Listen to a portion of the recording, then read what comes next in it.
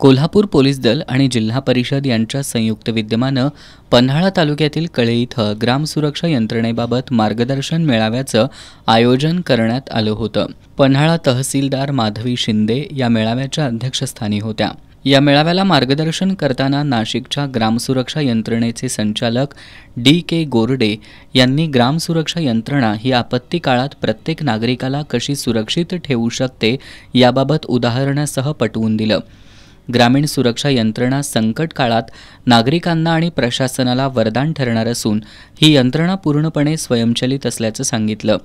आपत्ती काळात toll free क्रमांकावर फोन केल्यानंतर संबंधित व्यक्तीला तात्काळ मदत मिळेल। चोरी, दरोडे, अपघात, सर्पदंश, महिलांची छेडछाड, वाहन आणि शेतीमालाची चोरी, ग्रामसभा तसंच पोलीस दलाच्या वतीनं देण्यात येणाऱ्या सूचना यंत्रणेच्या माध्यमातून देण्यात येतील। यामुळे गुन्ह्यांना तात्काळ आळा घालता येईल।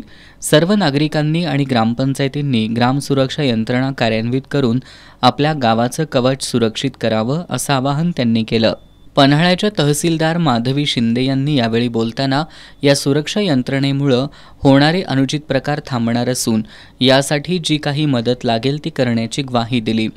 ग्राम सुरक्षा यंत्रणा ग्रामीण भागासाठी प्रभावी ठरेल। या यंत्रणेमुळे चोरी आणि दरोड्यांना आळा बसेल आणि पोलीस दलाला याचा फायदा होईल। त्यामुळे गावगाड्यात या यंत्रणा बळकट करण्यासाठी प्रत्येक तरुणांनी भाग घ्यावा असं आवाहन त्यांनी यावेळी केलं।